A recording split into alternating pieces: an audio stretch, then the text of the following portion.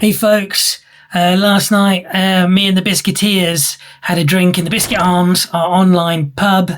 I asked them to bring in some shots and talk about them. Let's see what it's like. All right, Gunter, let's start with you, mate. So this is the culmination of a year of getting things a bit wrong. And this is probably the best one I've done so far.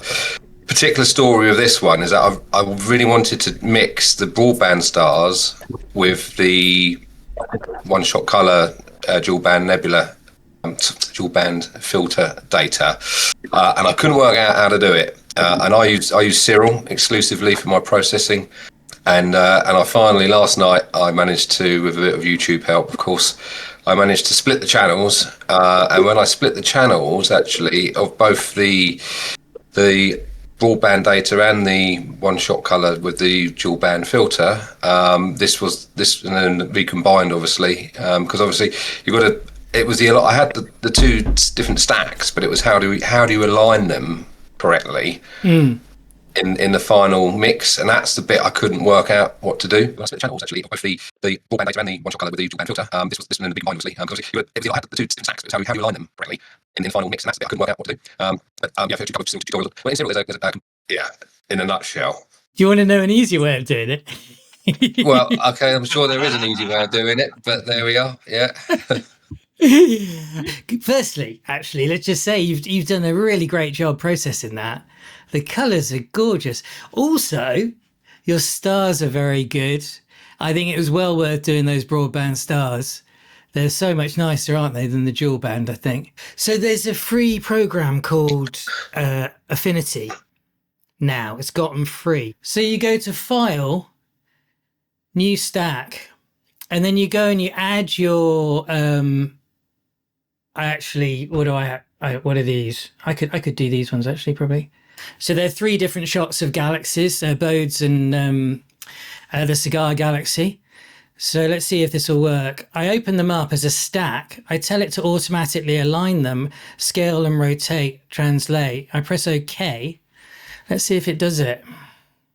Okay, it's created a little group. I'll ungroup them. Okay, so now, yeah, they're all, let me just zoom in to the galaxies. I'll just hide, so this is the RedCat. This is the Hope D60. It's lined them all up for me, basically. So that's a free program, Affinity. I really recommend. That looks much easier. Oh, Beanpole, Zach, let's have a look at yours.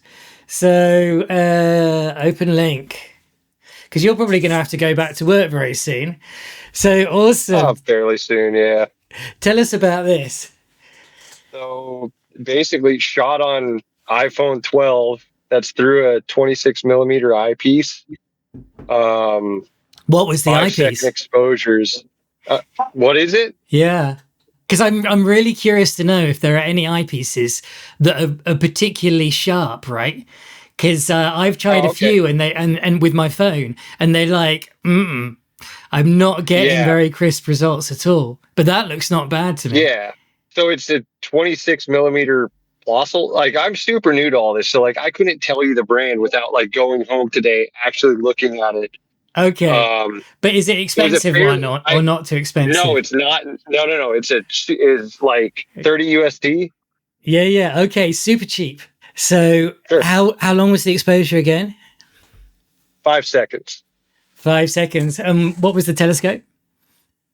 It's a 6-inch Newtonian. It's like f5. Brilliant. Super low budget. I think the red light in the bottom left is like the rangefinder on the phone. So it's like it's trying to work out what the range is. It's actually a real pain in the ass to get it all in focus and everything. Have you got a tracking mount or not? No tracking mount. I'm about as like low budget as you could be. You see, for me, this is actually a piece of art, because even though there is aberrations on the edge, proper aberrations, and a red dot and a smudge on the right, it's art because it's like the picture shows you like the process, the fact that for almost no money you can get something that's 1,000 light years away from Bortle 7 with a 5-second exposure in your mobile phone. And there's something about it. And I remember when I first did astrophotography, and I used a really old security camera, and my missus used to light scenes and stuff for TV. And she had these gels with different colors, and I put it together, and it was, to all intents and purposes, it was shit. But the thrill I got from actually capturing Jupiter with that low budget stuff, I'm not 100% sure I've ever matched it. So I think this is a great shot, and I think you've done very well to get it in focus. And yeah, for me, it's a great shot. I don't know what anyone else thinks. I'm assuming I like. What do you think, guys? Trash me for it because you can see the round of the eyepiece as well. It sort of definitely adds that sort of it's got a retro kind of feel to it, And you feel like it's a moment, don't you? Okay, who have we got next? Myro. Yep, that's me. Ooh. Should I tell a story about it? I guess. Yeah, please. First of all, I'm not a native English speaker, so if I start speaking nonsense, please tell me, I guess. If you don't speak nonsense, you won't really fit in, I'm afraid. So you have to speak a bit of nonsense. I guess. All right. So this is my image. I guess everyone knows the region in space. That's like the Orion belt, I guess. It's my first project with a full spectrum camera. As in a DSLR that you've taken out the infrared filter that's inbuilt in it. Is that right? Yeah, exactly. I bought it with the filter already taken out, but it's like a 12-year-old camera. So it was like $200, I think. Yeah. Which one is it? Is it Canon? No, it's a Nikon D3300. Yeah. Okay, very good. Yeah.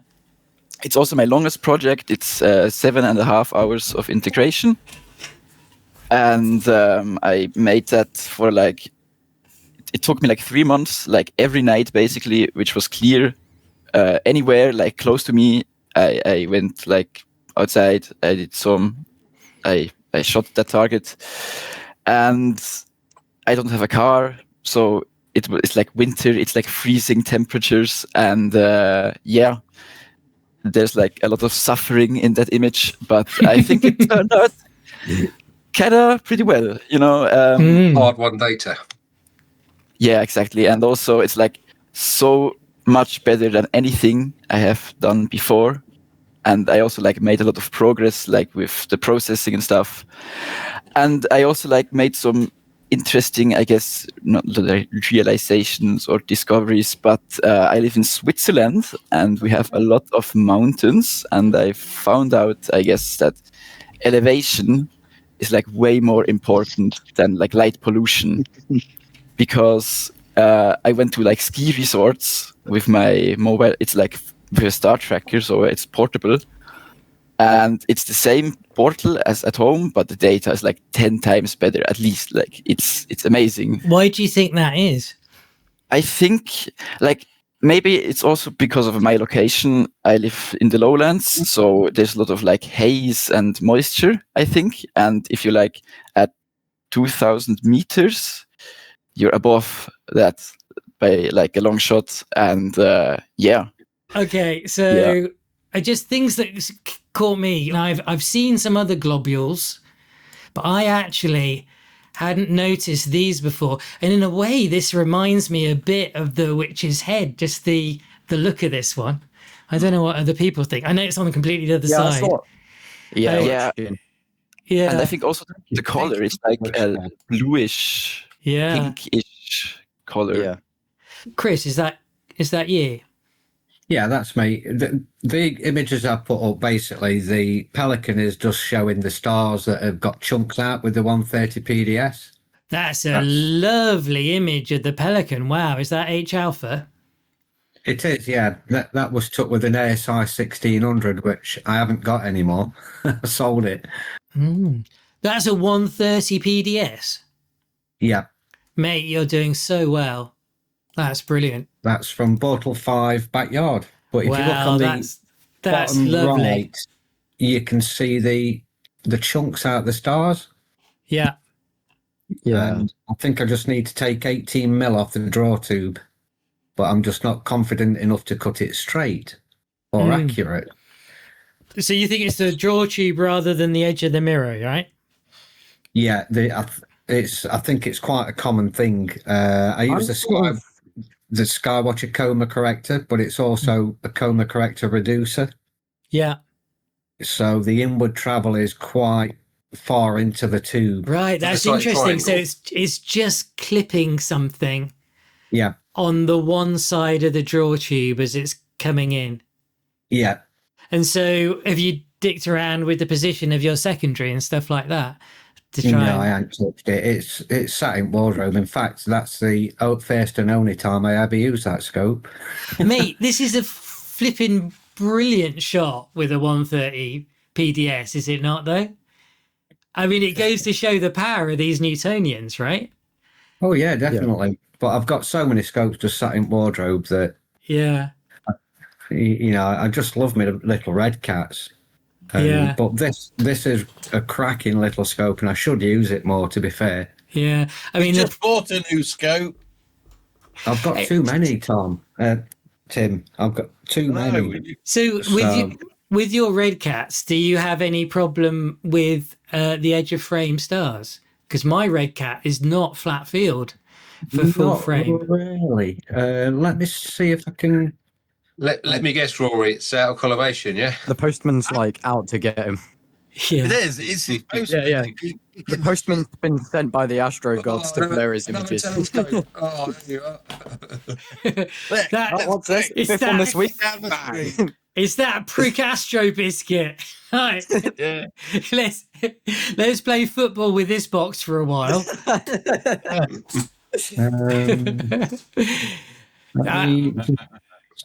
Honestly, I think people don't have aren't able to check their scopes, right? So they don't know that they're slightly out of collimation. Just take it for granted. Yeah. So I've just put up. I mean, there's not many stars in that, to be fair. Oh, that's really a lovely shot, isn't it? Those colors, wow. Colours. Is that an SHO? It's L Extreme. The L Extreme. Dualband. And Dualband. That's with a dual band filter? Yeah. Wow. Stars look pretty good to me. What size is the sensor on this? That was with can't remember if it was the 183 or the 294. Okay, so a small sensor. Yeah. Yeah. But what I try and do, and I mean, people go on about the 2600, etc., but I try and match the camera to the pixel scale of the scope I'm using. Oh, yeah. So it don't undersample or oversample. And, that's something I've always stuck to, but I don't know how important that is. So I don't think it's important. but then you've done some amazing pictures, so what do I know? So, I think it's overblown. I think it's a relic from the days of CMOS CCD cameras where read noise was really important. Oh no, my earbuds just run out. My headphones don't always work. Let's do that. Postman dropped them as well. Yeah. Let's go. I'm just waiting for him knock that telescope and it's gonna knock them all over.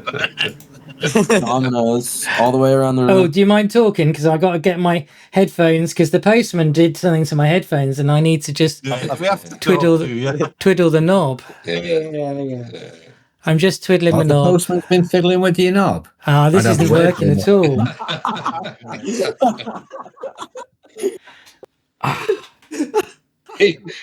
Oh, I wouldn't put this video out.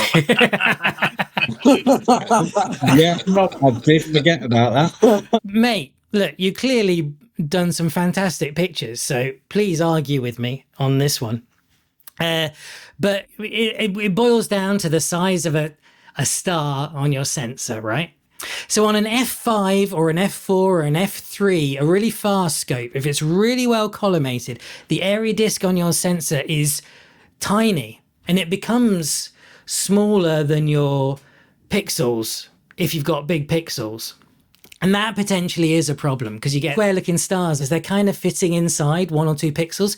But you can always, as you stack your image, you can always stack it at like double the size of your image. Do you know what I mean? Yeah, and it does drizzle it. And it does this drizzling where it averages in between. So that helps with the oversampling or undersampling one, whichever one it is. Bloated soft stars occurs when pixels are too small for the focal length, too long. Spreading light over too many pixels. Undersampling. Square blocky stars occur when pixels are too large or focal length short, causing loss of detail. Okay, so and I was talking about undersampling then. So the idea that you get blocky square stars, and with fast telescopes, the size of the spot of a star of a well-collimated f4 telescope is like the airy disk. So the amount it spreads out, I can't remember, it's like 3 microns, something like that. So it is about the size of the small pixels that we have now. So with a thing like a RedCat, which is f5, then you're beginning to get squarey, quite very, very small stars that only cover a few pixels, right? But as I said, you can do the dithering thing to help with that. The other problem, Chris, correct me if I'm wrong, is this oversampling, are we onto now? Where you've got a star is spread out over too many pixels. So that is potentially a problem when you've got a slow telescope, long focal length like a SCT, right? F10, right? The stars spread out over... So I don't quote me on this. It's like 12 microns, something like that. They do always tend to look a bit bloated on SCTs, I find. Yeah, so this is, and it's because an F10 telescope produces a star, an airy disk on the sensor that's like much, much bigger than an F4 telescope, right? It doesn't matter the aperture of the telescope. I'm only talking about the focal length, right? If the focal length is f4, tiny little stars, you want small pixels. If the focal length is 10, like a slow telescope, you probably want big pixels. But now it's not such a big problem having small pixels with a big slow telescope, which is creating a big airy disk, because modern CMOS cameras have got really very low read noise. So back in the day of CCD cameras, it was really important to get your pixel scale just right, because if you had like 10, 20 pixels inside one star, you get read noise from every single one of those 10, 20 pixels, right? And it would add up, and read noise would add up hugely. But now with CMOS sensors, the read noise is so small that it's just so much less of a problem. And I feel like the whole pixel scale skid is massively overblown myself. Do you think there's a lot of this Astro Gumph, as you call it? Yeah. Just to get people to buy stuff? Yeah, 100%, yeah. Tom, mate, are you there? Hey, bud, how you doing? Yeah, not too bad, thank you. Yourself? Yeah, good, thanks. Oh no, I've run out of Guinness nearly. So that's a shame. So go on, tell us about this picture. Amazing picture. What is it? Whereabouts is it? Is it like Heart and Soul area or something? Yeah, it's Soul Nebula. Been trying to get it since like beginning of January. As we all know, the weather's not been great. So the HA and S2 been captured in January under full moon. Tried recently to get the O3, but it's quite low in the sky now, so it makes it a bit impossible to get. So really want to make it a 3-panel mosaic, but at the moment it's a 2-panel. Wow. Probably going to start the data again because I wasn't 100% happy with it, but it's come out all right. It's not too bad. Yeah. What do we think, everyone? It's a bit shit, isn't it? Yeah, absolutely. Those are the worst soul I've ever seen. Yeah, it does look a bit shit. I mean, if you zoom in... I have a question. Yeah. Go on then. So I've noticed a lot of these pictures, and I see it in other pictures as well, that the detail is immense, and the there's not a lot of graininess at all to the picture.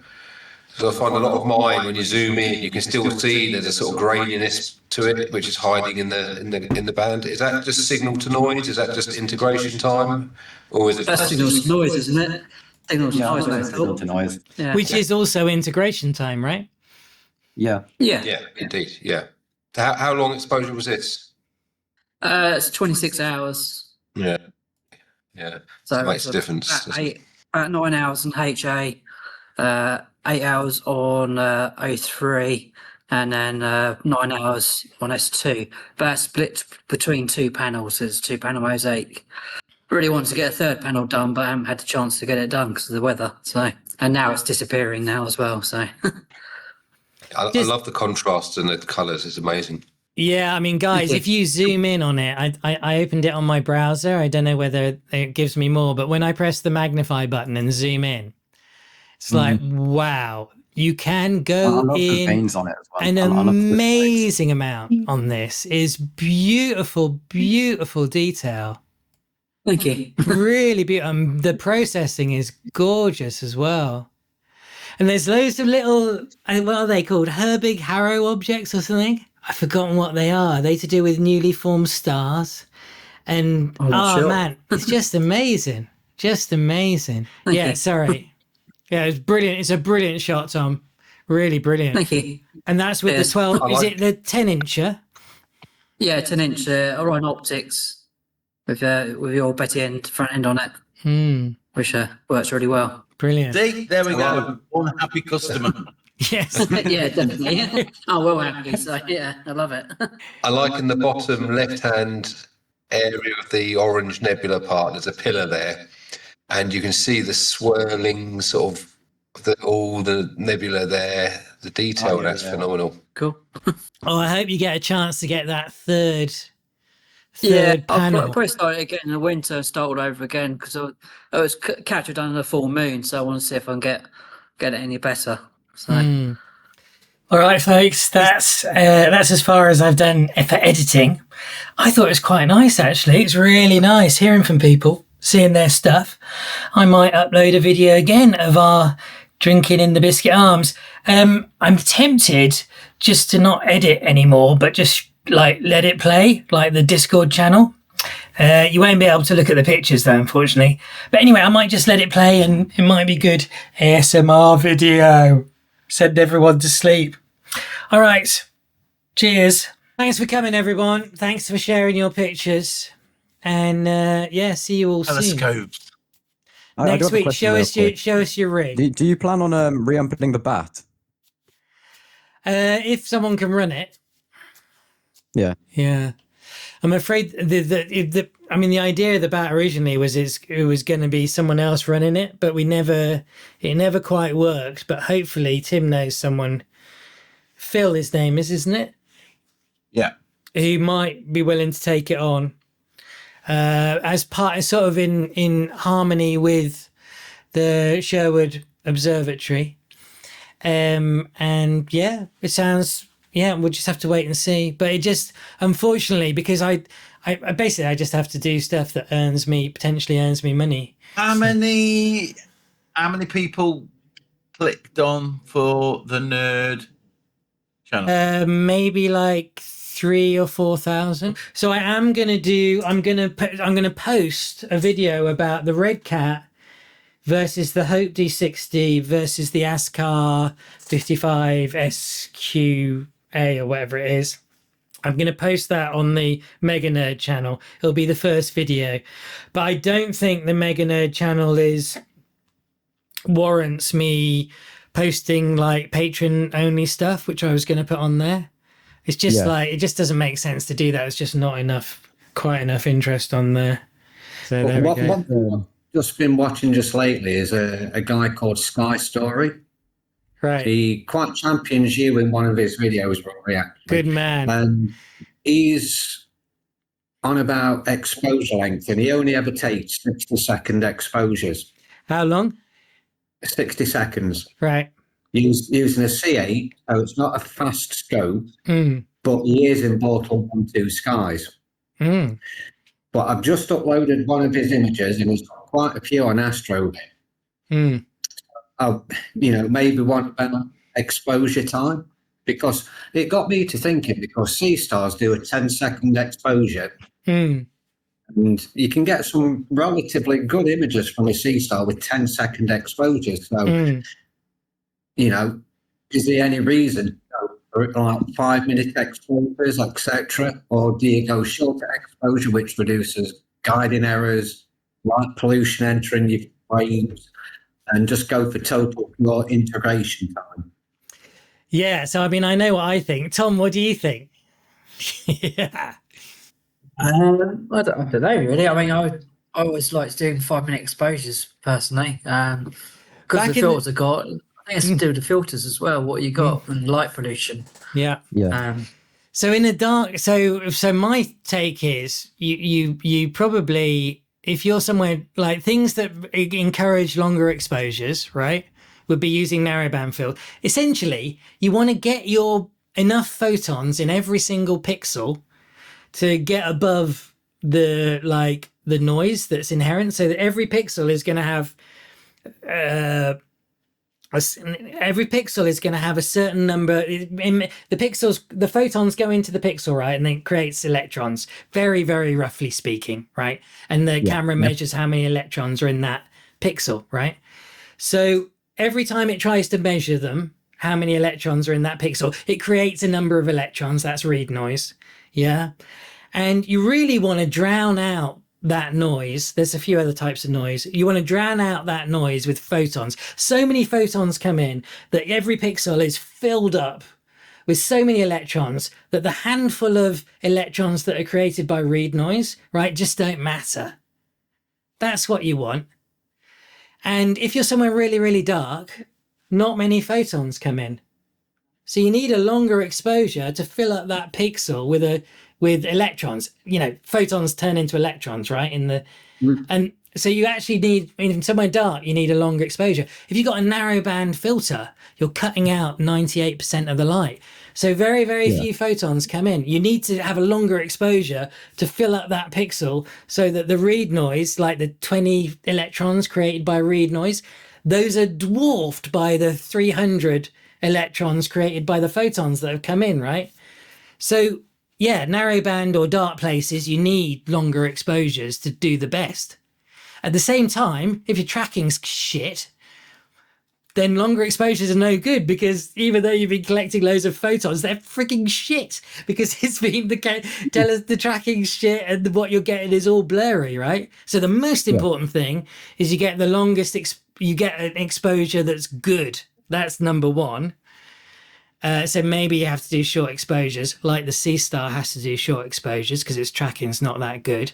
But if you do have good tracking and you're somewhere dark or you're using narrowband filters, you want to do longer exposures, right? Let's go as long as your mount lets you. As long as your mount next to you, but but if you're somewhere where there's high light pollution, right, then you get a lot of photons coming in, yeah. So that fills up quite quickly. So you don't necessarily need long exposures if there's a lot of light pollution, because that read noise is going to get dwarfed by the noise from the sky anyway quite quickly. So it doesn't really do you that much good having longer exposures if you're shooting broadband, like normal filters in somewhere that's quite light polluted. But as I say, if you're using narrowband filters, then not. It just depends how much light is coming and hitting your sensor, right? Yeah. But the picture I put up of the elephant trunk, that's 60-second exposures that they use, just for reference. Yeah. We had a lecture. Sorry. Well, I was just going to say that. I mean, what telescope was he using? Celestron C8. Right. Yeah, so, I would say he's not wrong doing 60-second exposures with a Celestron C8. The focal length is really long. So the limiting factor on that scope, presumably, is going to be the tracking, right? So, yeah, like I say, there's no point in collecting anything if it's going to be blurry. So if he can get away, it's probably a case that he can get away with 60-second exposures. If he went longer, too many of them would get thrown in the bin due to poor tracking because he's got such a long focal length. Yeah. I would imagine. Yeah. And 60 seconds is pretty good. Yeah. For me, I mainly do like about 120-second exposures. I just find my setup works really well with them, to be fair. Yeah. If you're using mono and you're doing red, green, and blue, right? Your red, green, and blue exposures should be 3 times longer than your luminance exposure, because the red filter cuts out 2/3 of the light, right? So you need the exposure to be 3 times longer than, 3 times longer than basically the number of photons coming and hitting your pixel through with no red, green, or blue filter in front, just a clear see-through luminance channel. You're getting 3 times more photons hitting your sensor, right? So when you use a red or a green or a blue filter, your exposure should be 3 times longer. Shouldn't you like be a bit lower with the green channel though? Because because the Bayer matrix isn't there. I just thought that. yeah. There's no Bayer matrix, but you're right. The green channel is preferenced, isn't it, with a color camera? Yeah. Yeah. I long for the time when they make a Bayer matrix that has like 1L, like no filter on it. That's really, really sensitive. And then a red, green, and a blue little, because it's got tiny little filters in front of each pixel, right? Yeah. It's got 2 green filters and 1 red and 1 blue. Just like, why can't you just do 1 clear one that lets through more photons? We get such better pictures if they did that. Yeah. But I mean, at the end of the day, these CMOS sensors have such low read noise. And ultimately the read noise is what you're fighting. By doing a longer exposure, you're reducing the total amount of read noise. Because every time you take a shot, you get read noise. Another shot, more read noise. Another shot, more read noise. So reducing your total exposures reduces that read noise. Because you just got less shots, right? However, modern CMOS sensors are so good. Their read noise is so small that you can get away with taking 10-second exposures and still get something pretty decent. It's just not as good as it could be. Is that why Lucky imaging is so effective with CMOS sensors? Exactly, yeah. Yeah. All right, cheers everyone. Thank you very much for coming. Night, Rory. Night, everyone. Great to speak to you. Yeah. See you on the next one. Bye. Bye.